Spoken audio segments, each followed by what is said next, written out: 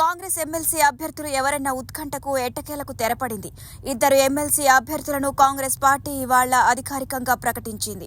MLA కోటాలో ఖాళీగా ఉన్న 2 ఎమ్మెల్సీ స్థానాలకు బల్మూరి వెంకట్, మహేష్ కుమార్ గౌడ్ పేర్లను కాంగ్రెస్ హైకమాండ్ ఎంపిక చేసింది.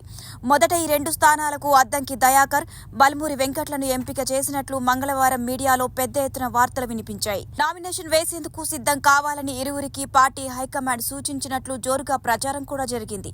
తాజాగా ఇవాళ ప్రకటించిన అభ్యర్థుల లిస్టులో అనూహ్యంగా అద్దంకి దయాకర్ కు చోటు దక్కలేదు. దయాకర్ స్థానంలో మహేష్ కుమార్ గౌడ్ కు కాంగ్రెస్ పార్టీ అవకాశం కల్పించింది. కాగా ఇటీవల జరిగిన అసెంబ్లీ ఎన్నికల్లో బీఆర్ఎస్ ఎమ్మెల్సీలకు కడియం శ్రీహరి, పాడి కౌశిక్ రెడ్డి విజయం సాధించారు. దీంతో వీరిద్దరూ ఎమ్మెల్సీ పదవులకు రాజీనామా చేశారు. వీరి రాజీనామాతో గవర్నర్ కోటాలో 2 ఎమ్మెల్సీ పోస్టులు ఖాళీ అవడంతో కేంద్ర ఎన్నికల సంఘం ఎన్నికల నోటిఫికేషన్ విడుదల చేసింది. ఈ నెల 18 వరకు నామినేషన్లు దాఖలకు ఈసీ అవకాశం కల్పించింది. 29వ తేదీన 2 ఎమ్మెల్సీ స్థానాలకు ఎన్నికలు జరగనుండగా అదే రోజు సాయంత్రం ఫలితాలను వెల్లడించనుంది. ఎన్నికల సంఘం 2 స్థానాలకు వేరువేరు నోటిఫికేషన్లు ఇవ్వడంతో ప్రస్తుత అసెంబ్లీలో ఎమ్మెల్యేల సంఖ్యాబలం పరంగా 2 స్థానాలు అధికారికంగా కాంగ్రెస్ పార్టీకే దక్కనున్నాయి.